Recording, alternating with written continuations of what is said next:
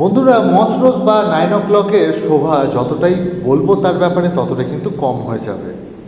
যে কোনো ছোটো পাত্রে মানে বাড়ির ফেলে দেওয়া অনেক প্লাস্টিকের বাটি থেকে শুরু করে গ্লাস যা কিছু পাবেন তার মধ্যে যদি একটু মাটি দিয়ে এই গাছ লাগিয়ে দেন তাহলে কিন্তু খুব সুন্দরভাবে কিন্তু ফুল ফুটবে। আর এই গাছের যত্ন যদি বলি, আমি এখানে ইফকোর যে আপনার সাগরিকা আছে লিকুইড সিউইড ফার্টিলাইজার, ওটাই কিন্তু আমি 15-20 দিন কখনো 30 দিন ছাড়া ছাড়া একটু জলে গুলে দিয়ে দিই। তার মধ্যে দেখুন কি পরিমাণে ফুল ফুটেছে।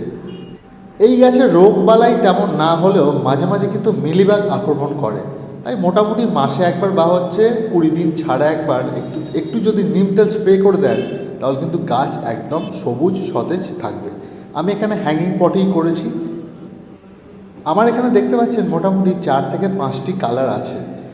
এই কালারগুলি হচ্ছে আমি প্রপোগেট করেছি ডাল কেটে বা ওর কাণ্ড কেটে কেটে একের পর এক লাগিয়ে। এই বর্ষার মধ্যে আপনারাও লাগিয়ে নিন,